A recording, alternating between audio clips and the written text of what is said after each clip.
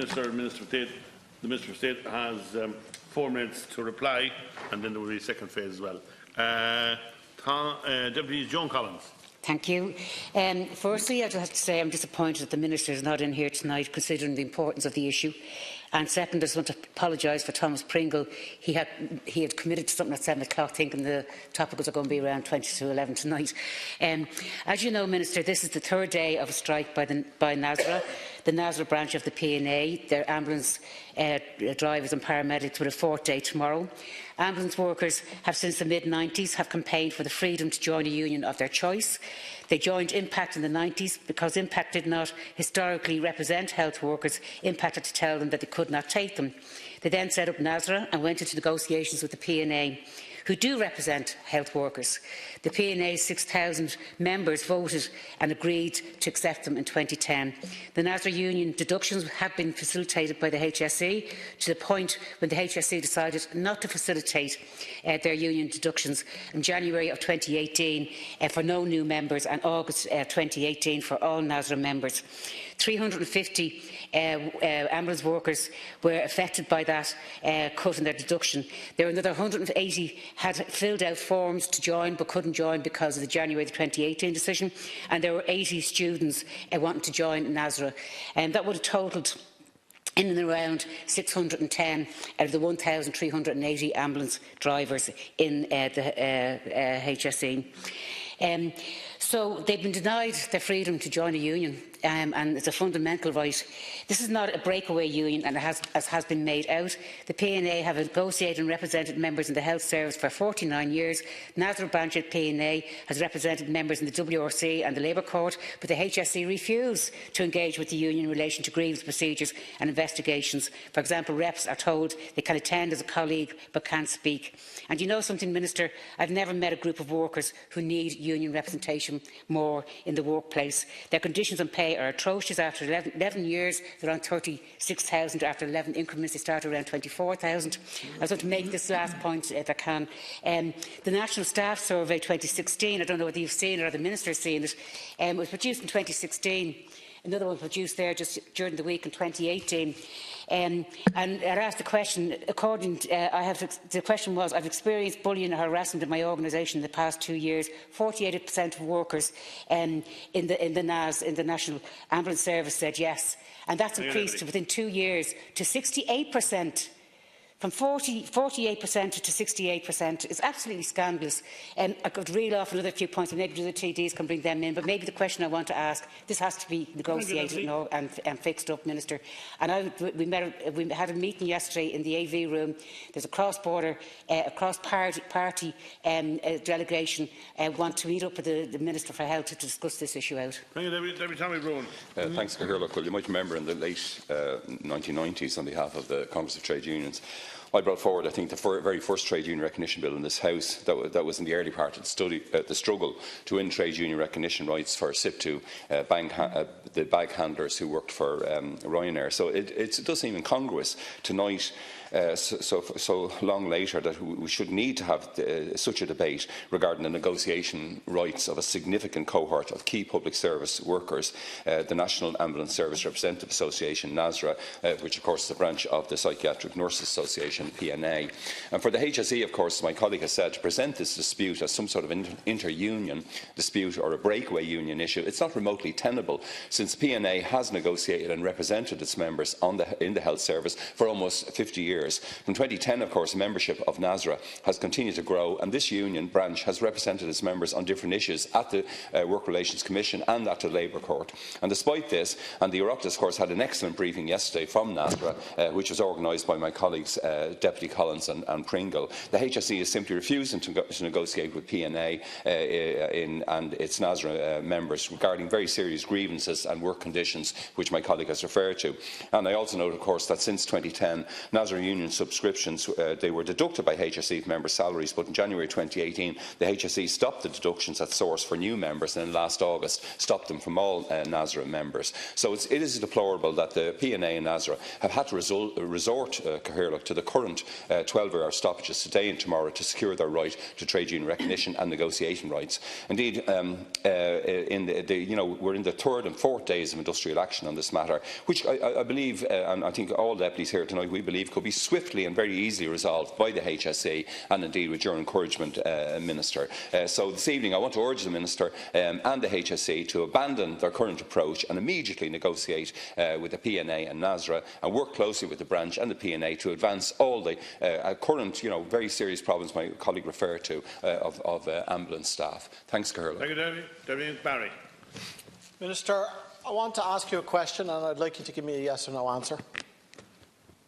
Have you read the HSE's National Staff Sector Survey for 2018? And if you have, are you aware of the shocking figures that it produces in relation to our National Ambulance Service? Are you aware that 69% of staff surveyed in the ambulance service said that they had experienced bullying or harassment in the last 2 years?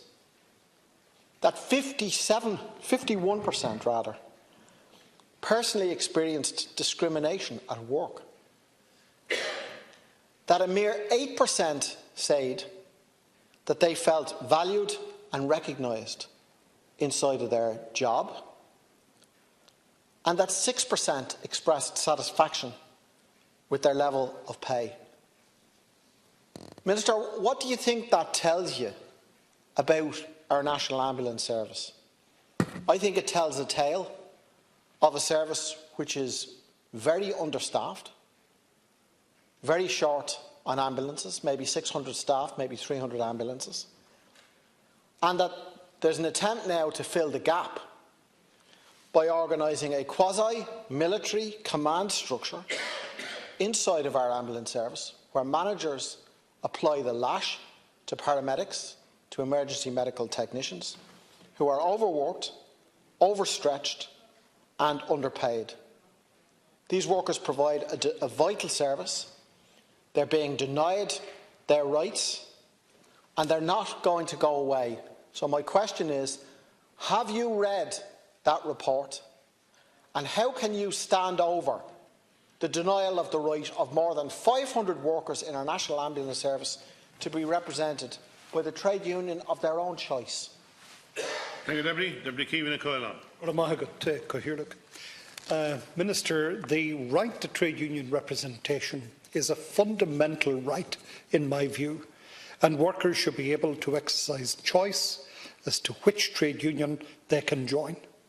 Having made that choice, they should be able to confidently expect that their representatives, their trade union, will be accorded proper recognition and respect and be engaged with by the members' employers.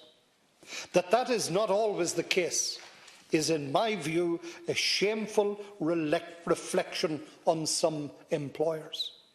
That it is the case where the state and its agencies are concerned is absolutely disgraceful.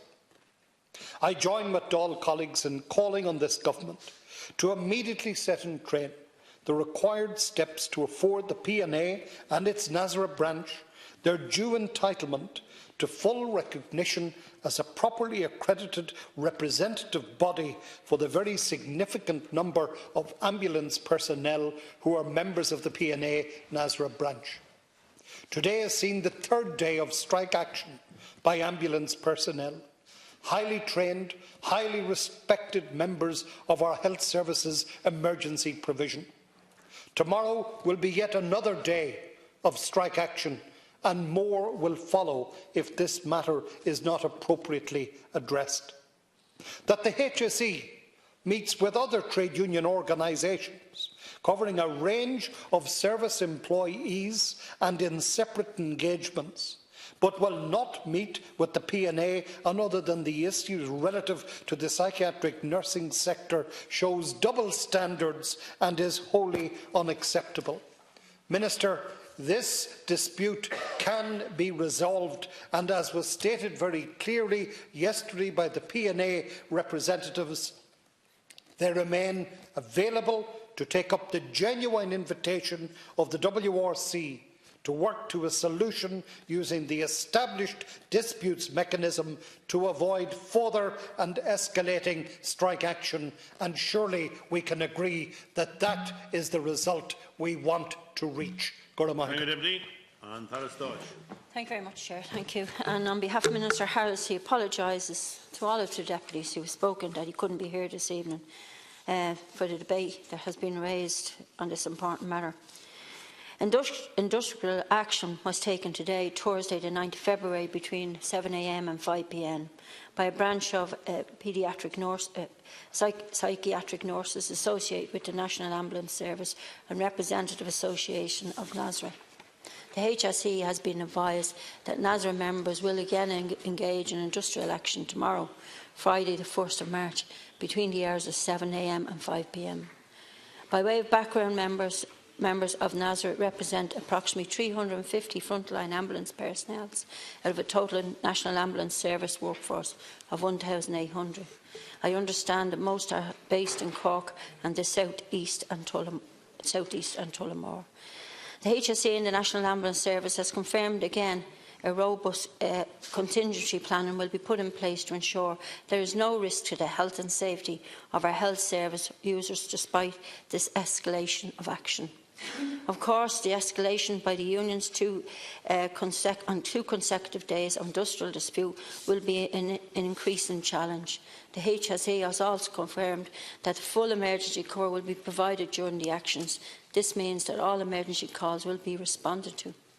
In addition, the National Ambulance Service has put a robust contingency arrangements in place to provide additional emergency cover. The Defence Force are also on standby if required. The intention is to minimise any disruption and to ensure that patient safety is not compromised. Similar to the last day of industrial action, National Ambulance Service management will closely monitor the service demands and delivery on the days of industrial action.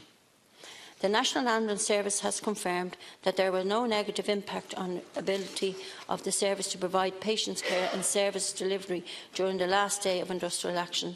So far, during this current day of action, there has been no adverse incidents. I think it's important again to state that the factual position in relation to this dispute, the National Ambulance Service Representative Association, which is affiliated with the PNA, is a group which is not recognised by the HSE and therefore does not have negotiation rights. Also, the PNA does not have negotiation rights for ambulance personnel. The legal position is very clear. The HSE and the National Ambulance Service have no obligation to recognise NASRA or the PNA for ambulance personnel. The PNA, which is a non-ICTU affiliation union, does not negotiate rights for nurses working in psychiatric and intellectual disability sector. The main union which recognised by the HSE for ambulance frontline grades is SIPTU. For us and United also represent ambulances grades. The HSE deducted subscriptions as source for such ambulance staff that are members of SIPTU or for us and United unit. This is consistent with the fact that there are unions that are recognised as representing ambulances grades. The HSE does not carry out deductions for prescriptions to NASRA, and it is not recognised. It should be noted that the facilitation deduction at source is not a legal right, rather it is a concession granted to recognised unions. Of course, the individuals have a right to membership of any trade union. However, they do not have the right that such members is affiliated or recognised by their employer. Minister Harris has asked the officials to engage with the HSE management to explore ways forward and see if resolutions to the dispute can be progressed. These discussions are still ongoing. Any recognition of the PNA in relation to ambulance personnel would have a serious detrimental effect on the current state of industrial relations in the health sector. And in a complicated situation, it has to manage very This is a complicated situation and it has to be managed in a very delicate way. However, as of today, the facts remain that PNA does not have negotiation rights for ambulance grades. And I'll come back in on some of the questions that were raised by the deputies. Thank you, Minister. The deputies have 1 minute each. Deputy John Collins. Minister, have you read these reports, the results of the Health Sector National Staff Survey? That's a question that was asked already, and I asked it as well.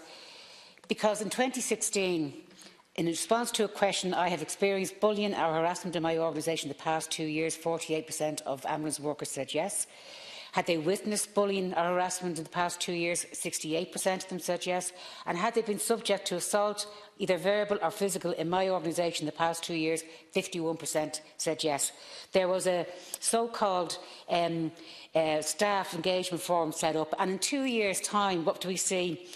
The result is I've experienced up to 69%, that I witnessed up to 70%, and the figure for subject to assault, verbal or physical, went up to 73%. Minister, this is an absolute dire situation for workers to be in, and they need to be represented by a union. Now, I asked the question, would you go to the Minister and ask Minister Harris to meet a cross-party grouping in relation to this issue, to move this on as much as we can? These workers have a right to freedom of choice of which union they join. They're putting up complications, and Chinese walls are being put up there in relation to these workers. They're professional workers, and the reason why there hasn't been any major incidents is because they're going off the picket line and getting into an ambulance and driving out to those critical instances to make sure that people aren't left on the road or in any danger. So, Minister, these are professional workers that should be recognised and respected. Thanks, Cahir. Look, you mentioned the total 1,800, I suppose, a professional body of very highly trained staff. But the issue here, Minister, obviously, is that these 350 workers you refer to, they do have an absolute right to their own trade union to recognise them. And to date, the simple fact is that the HSE has refused to accept the invitation to the Work Relations Commission for talks aimed at resolving it. Now, I mean, what role can your senior minister take, and yourself, in encouraging HSE to actually get directly involved in getting the resolution? Several of my colleagues have referred to the health sector, the National Survey 2018, and the survey results do make disturbing reading, the kind of pressures that these staffs are under. We were told, I think, at the briefing yesterday or last week, that staffing levels were dangerously low in areas, for example, such as the North East, where 22 people were rostered but just 10 were available. And a paramedic I know who worked as a psychiatric nurse for 20 years told us the target is that an ambulance is dispatched within 90 seconds of calling 911, but that the caller isn't told from where the ambulance will be dispatched. So lots of issues need to be addressed. PNA has said it's open to going to WRC with the HSE. Members just want to have their choice of trade union, improve their working lives, provide the best possible service to the public. Now, you can enable that, Minister, and I'd urge you to do that. Thanks. Deputy McBarry. Minister, I asked you, did you read the survey? And you came in here and you read a script. And you didn't answer the question. So I'm inviting you now in your reply, answer the question. Have you read the survey? You say that you have to manage the situation delicately. Well, you've managed it so delicately that you've managed to become the first government in the history of the state to preside over a national ambulance strike. And now tomorrow we're facing the 4th day of national strike action. So I don't think your delicacy has gotten very far in regards of that. You say that you can't recognise this union because there's 3 unions represented already. You mentioned SIP2, Forsa and Unite. Are you aware, Minister, that the membership of the PNA in the ambulance service is more than the membership of Forsa and Unite put together? You mentioned 350, the real figure is more than 500, but even if you took the 350 figure, it's probably more than double the membership of those 2 unions put together. It would be very close to that in any case. So that's an excuse, and you're not going to hide behind that. Tomorrow's the 4th day of strike action. These workers are not going away. These issues are not going away. They're going to keep fighting and keep campaigning until such time as their union is recognised and people sit down and talk to them. Are you prepared to give any commitment tonight that you're prepared to do that, or are you going to force these workers out on strike again? Well, I have to say, Minister, that this prepared script, as it has already been described, is absolutely unacceptable to me. That you have an acknowledgement of the right to membership of a trade union, and yet you can go on to state that that membership, of course, does not bring any right to recognition by the employer. That a voice in this House would even make such a statement or seek to justify the failure of some to recognise the right to free collective bargaining, to due recognition and being part of a trade union. And that this is the state, this is the government. I mean, surely this must be great comfort to those who wish to ride roughshod over the rights and interests of workers across this land. And there are so many of them. So I have it to say, the line could have a serious detrimental effect on industrial relations in the health sector. That needs to be expanded and explained. What are we talking about? Is it the case that the Minister is not prepared to instruct the HSE, which he should do, to recognise the PNA and their NASRA branch as a representative body for their members, the ambulance personnel that are members of that branch, and that there are other influences, perhaps, or pressures that would prevent that action happening? Well, I have to say, that's a very, very serious situation indeed, and that's what's implicit in this document that you've read into the record here tonight. So I think it is therefore, and I conclude with this, Cathaoirleach, it is incumbent on the other named entities to clarify their position, because when I stood with the PNA NASRA branch workers on their strike on the 15th of February, I was really encouraged by the fact that they had colleagues from SIPTU there with them, shoulder to shoulder, workers together. Thank you, Deputy. And Talis Dodge. Thanks very much, Chair. And yes, it was a script that I read and which I was given today or this afternoon. And I will answer your questions, Deputy Barry. I haven't read it. I haven't read a lot of the documents that are sitting on my table. I gradually go through them as best as I can. So I haven't read it. So I'm not going to stand up here and say I read something that I didn't read. Yeah, well, I will read it. I've taken on advice from yourself and Deputy Collins that I will read it. So I don't need to be lectured to. I don't need to be lectured to. Okay? I will acknowledge the fact that Deputy Collins has asked that I would ask Minister Harris to look at a cross-party meeting. I certainly will do that tomorrow. I will take on the points which have been raised, which I've taken notes of, around the HSE, around understaffing, and about whether or not people have a right to join the trade union of their choice. But I will finish by saying that Minister Harris has expressed his disappointment again that PNA have decided to take this industrial action. And the Department of Health and the HSE are exploring options to sort this strike out. So I don't know I can say much more than that. Minister Harris is keen to see the end of this dispute. Officials from the Department, as I said, of Health met with representatives of the HSE and the management of the National Service to explore possible options for the strike to be called off. However, Minister Harris remains confident that a solution can be found. And I think it's incumbent of me to say that. I think there's always room for solutions, and we should be able to negotiate or sit with people and talk to them about it. But I'm not going to be brought in here.